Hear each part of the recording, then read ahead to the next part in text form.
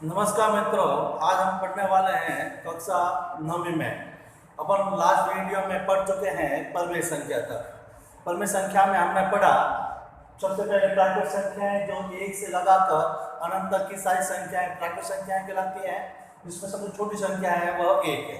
इसके बाद में हमने पढ़ा पूर्ण संख्या जो कि 0 से शुरू होकर अनंत तक की सारी संख्या है वह पूर्ण संख्या है। इसके बाद में पूर्णांक संख्या है इंटीजर्स, इसमें ऋणात्मक संख्याओं से लेकर धनात्मक संख्या, ऋणात्मक अनंत से लेकर 0 और 0 से लेकर धनात्मक संख्या तक। आगे इसके बाद हमने पढ़ा परिमित संख्या। परिमित संख्या में को हम p बटा q के रूप में लिखते हैं और भिन्न के रूप में लिखी जा सकती है। और इसमें जैसे कि हमने एग्जाम्पल लिया था 1/2, जिसमें हम भाग देने पर दशमलव बदलने पर तो इसका मान आता है 0.5, मतलब शेष पर 0 हो गया, भाग पूरा हो गया, इसका मतलब शांत हो गया, भाग शांत हो गया, इसका मतलब है शांत आवर्ती। दूसरी स्थिति में देखा 1/3 उदाहरण लेकर जिसमें भाग चलता रहता है, भाग अशांत है, शेष पर नहीं आ रहा है, ऐसी स्थिति में अशांत भाग को अशांत आवर्ती कहा गया। इसमें 3 अंकों की बार बार आवर्ती हो रही है, इसलिए अशांत आवर्ती है। इसमें परिमेय संख्या 2 प्रकार की हुई, शांत और अशांत आवर्ती। इसके बाद में कुछ गणितीय अध्ययनों ने कहा कि ये अब किसमें आएंगे। जैसे उन्होंने एग्जांपल लिया 0.1 0 1 2 0 1 3 0 1 4 0 1 और डॉट। इसमें डॉट डॉट लगा हुआ है, इसका मतलब यह अशांत है। और अंक बार बार बदल के आ रहे हैं, इसका मतलब इसमें आवर्ती नहीं है, अनावर्ती है। अतः यह एक परमेय संख्या नहीं होकर एक नई संख्या का निर्माण किया और वह हुई अपरमेय संख्या।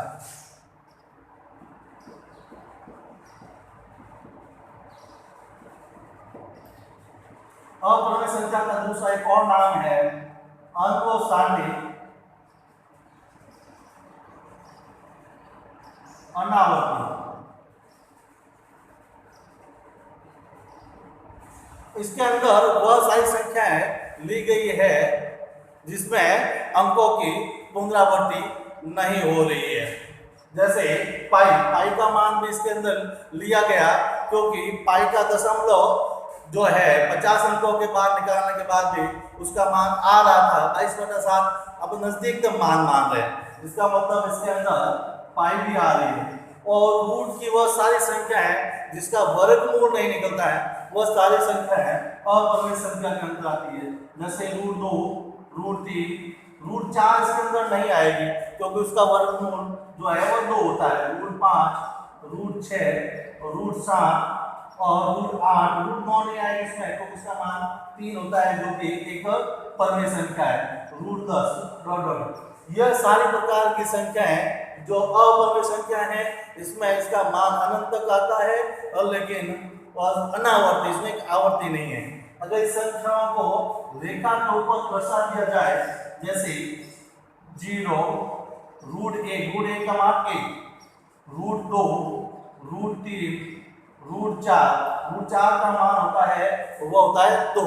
इसी प्रकार √5 √6 √7 √8 √9 नहीं आएगा, क्योंकि इसका मान जो 3 होता है। तो इस प्रकार से 1 2 3 को छोड़कर शेष सारी संख्या है अपरमेय संख्या है, और अपरमेय संख्या को भी रेखा पर लिखा जा सकता है। तो ये हुई अपरिमेय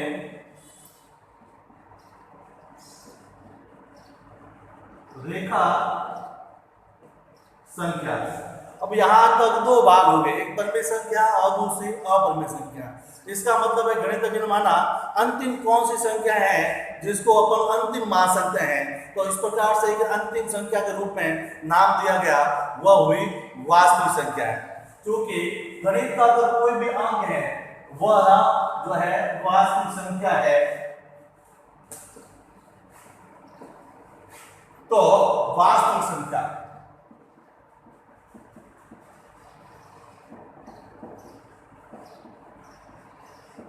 संख्या जो है परिमेय वह अपरिमेय संख्या से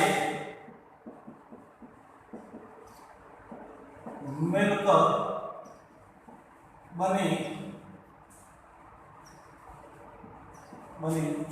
संख्या वास्तविक संख्या है।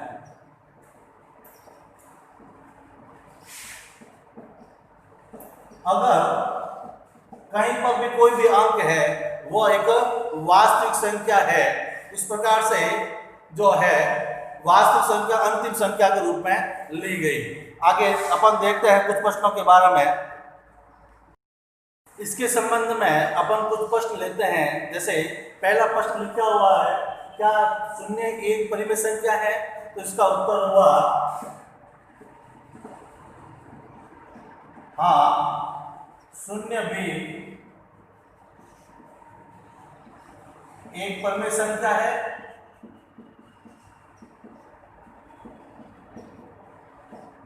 जैसे 0/1 यह व्यंग्य रूप में भी है और इसका मान शून्य होता है।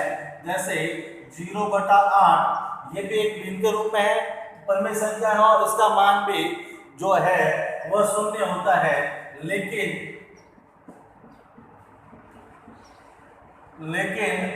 अगर 8/0 कर दिया जाए जो कि अपरिभाषित है,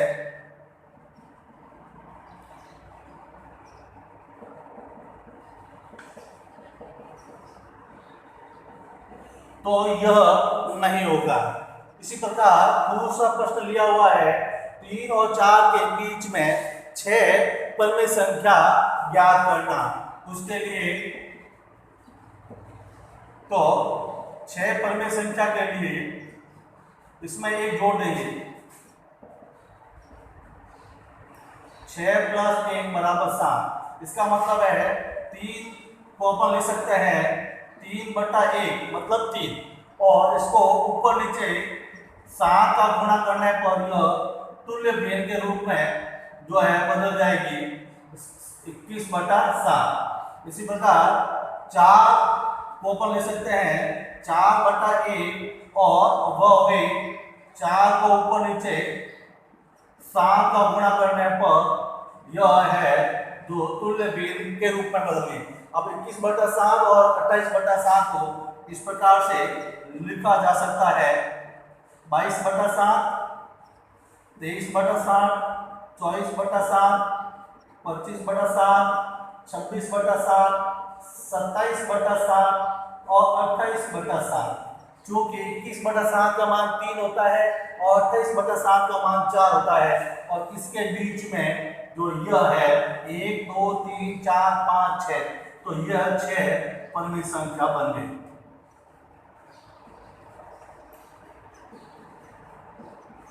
इसी प्रकार आपको गृह कार्य के अंदर तीसरा प्रश्न करना है, 3/5 और 4/5 के बीच में 5 परिमेय संख्या। प्रश्न क्रमांक 2 की सेम विधि से इस प्रश्न को किया जा सकता है। अगर आप प्रयास करेंगे तो आपका रिजल्ट अवश्य आएगा। धन्यवाद।